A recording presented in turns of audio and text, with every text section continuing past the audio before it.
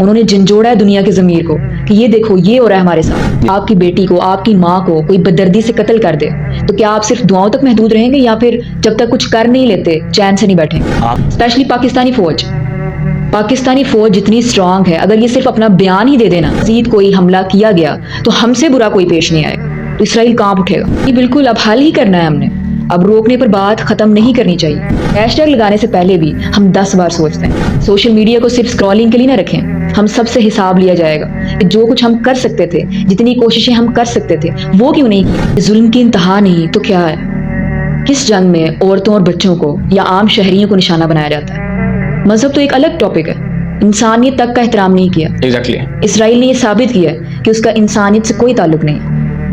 اسرائیل نے انتہائی چال بازی سے دنیا کو یہ دکھایا کہ مظلوم اسرائیل ہے اور حماس ایک دہشت گرد تنظیم ہے. جب آپ لوگ اپنے حق کے لیے آواز اٹھائیں تو آپ کو ہیومن بیسک رائٹس کی باتیں یاد آتی ہیں، اور جب کوئی دوسرا اپنے بیسک رائٹس کی بات کرتا ہے تو وہ دہشت گرد ہے. جب 70 سال سے آپ ظلم و ستم کر رہے ہیں، دنیا کی سب سے بڑی جیل بنا کر رکھا ہے آپ نے، نہ خوراک نہ بنیادی ضروریات، روزانہ عزتیں پامال ہو رہی تھی.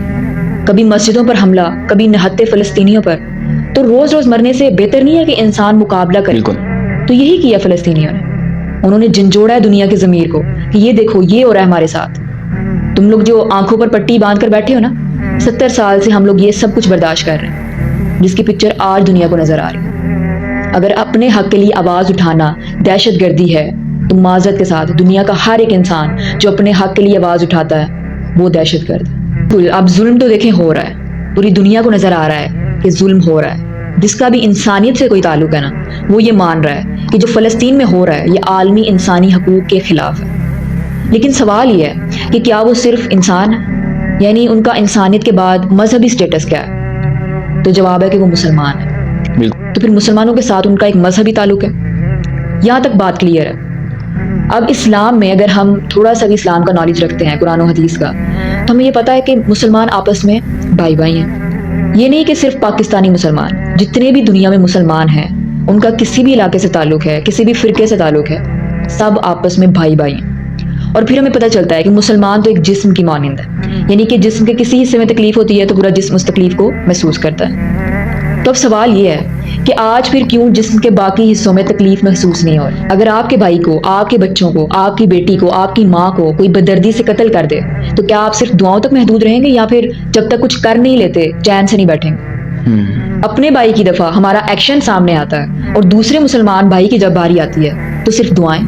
یہ کیسا ہمارا ڈبل سائیڈڈ ریلیشن ہے؟ یہ کیسا انصاف ہے ہمارا؟ سیاستدانوں کو آج کل آپ دیکھ رہے ہیں کہ کس طرح ان کو بہت ضرورت ہے عوام کی سپورٹ کی. پاکستان میں جو سچویشن چل رہی ہے، اب آپ کو پتہ ہے ووٹنگ ہونی ہے، سیاستدانوں نے آنا ہے ہمارے گھروں میں.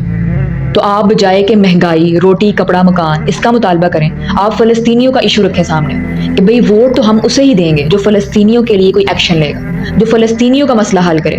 جی بالکل اب حل ہی کرنا ہے ہم نے، اب روکنے پر بات ختم نہیں کرنی چاہیے. جتنی قربانیاں دی ہیں، ہمارے معصوم بچے کس طرح سے شہید ہو گئے.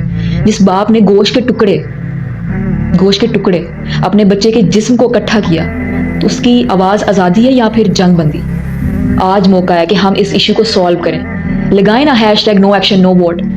ہم نہیں کرنا ہے، ہم نہیں بنانا ہے اسے ٹرینڈ. روزانہ ٹرینڈنگ پر رکھیں اس ہیش ٹیگ کو، پھر دیکھیں کس طرح سے سیاستدان اور حکومت متوجہ ہوگی. روزانہ ان کی حالت کو نا اپنے اوپر امپلیمنٹ کیا کریں.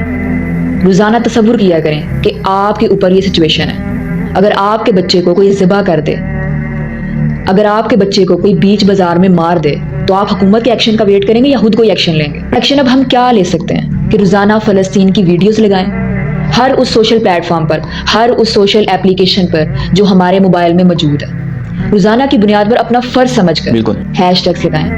ہمارا مسئلہ یہ ہے کہ ایک ہیش ٹیگ لگانے سے پہلے بھی ہم 10 بار سوچتے ہیں کہ لگاؤں کہ نہ لگاؤں. آپ کیوں اتنا خوف کا شکار ہیں؟ یہ جو ہم نے ہزاروں سال جینے کی پلاننگ کی ہوئی ہے نا کہ ہمیں تو موت آنی نہیں ہے، اس کو ختم کریں. خوف کے بت کو توڑیں. سیاسی مسئلوں کے لیے ہم سب کچھ کرتے ہیں، اکٹھے ہو جاتے ہیں، روڈز بلاک کر دیتے ہیں، ریلیاں نکالتے ہیں، مارچ کرتے ہیں، دھرنے دیتے ہیں، اور جب بات دین کی آتی ہے تو حکومت کا کام ہے. ٹھیک ہے ایکشن حکومت نے لینا ہے، تو حکومت کا ضمیر جھنجھوڑنے کا ہی کہا جا رہا ہے نا. اب وہ ایکشن نہیں لے رہے تو ہمارا کام ہے کہ ان کو بتائیں، ان کو مجبور کریں کہ ایکشن لیں. جو اسلام کے نظام کی بات کی جاتی ہے نا، یہ اس لیے کی جاتی ہے کہ اسلام کا نظام قائم ہو تو اس طرح کے ایشوز کو سالو کیا جائے. آج ہی بائیکاٹ کریں ان تمام اسرائیلی پروڈکٹس کا. آپ سوچ نہیں سکتے کہ آپ کا ایک ہیش ٹیگ لگانے سے کتنا فرق پڑتا ہے. سوشل میڈیا کو صرف اسکرولنگ کے لیے نہ رکھیں. ہم سب سے حساب لیا جائے گا کہ جو کچھ ہم کر سکتے تھے, جتنی کوششیں ہم کر سکتے تھے, وہ کیوں نہیں کی ہم نے. خیرہ امہ کا صرف لیبل نہ لگائیں اپنے ساتھ. آج وقت ہے عمل کر کے دکھانے کا, ورنہ آخرت میں سخت پکڑ کے لیے تیار ہو جائیں. میں سب کو بتانا چاہوں گا کہ کافی آرگنائزیشنز ہیں جو واقعی غذا کو ڈونیٹ کر رہی ہیں, جیسے الخدمت فاؤنڈیشن ہو گیا. تو آپ ایسے آرگنائزیشن کو ضرور سپورٹ کریں جتنی اللہ تعالیٰ نے آپ کو طاقت دی ہوئی ہے اس کے مطابق.